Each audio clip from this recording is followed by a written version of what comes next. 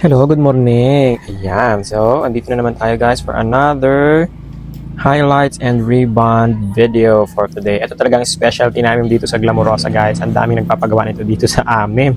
Almost every day may nagpapagawa niyan dito. So ayun, para sa mga gusto ng ganitong hair, please tapusin niyo yung video na to para malaman niyo kung paano namin ginawa yan. So ayan nga, ang kanyang previous hair. At ito na ang kanyang after ng buhok. O, diba? So, again, this is the previous hair ng ating client. So, medyo mahaba siya kung napansin nyo.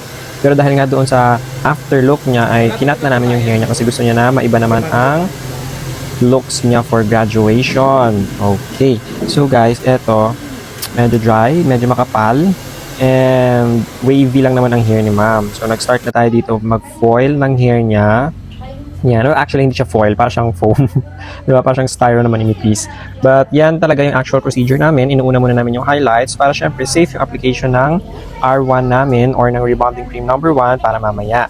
O yan. And after natin mag-highlights, syempre nag-apply na tayo agad ng color ni ma'am. O yan. So hair color na po itong in-apply natin and iniwan lang natin ng 1 inch away from the root para hindi masyadong mag-lighten yung roots natin at even pa rin yung color natin na lalabas mamaya.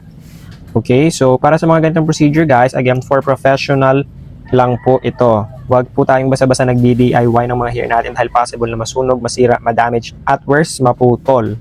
Okay, so dito po ay nag-roots na kami and tinanggal ko na rin yung cover ng highlights para hindi na masyadong ma-over-process yung highlights natin kasi hindi naman po namin kailangan ng sobrang puti or mga level 10 na color ng pag-highlights since hindi naman din yung target color namin. So yan, kung mapapansin nyo po, nakaseparate na yung part na may highlights at yung area na may color. So this time po is nag-start na kami mag-apply ng number 1 ng pang-rebond. So R1 na po ito. Ayan, kung mapapansin nyo, lahat na po in-applyan na namin. Medyo nag-leave lang ako ng hindi masyadong or hindi ko masyadong in-applyan po talaga yung part na may bleach kasi since very sensitive siya. Pero iti-treatment din natin yan onwards dahil kailangan talaga ng bleach care ng treatment. Okay, so after ma-process, ma-wash, eto na po.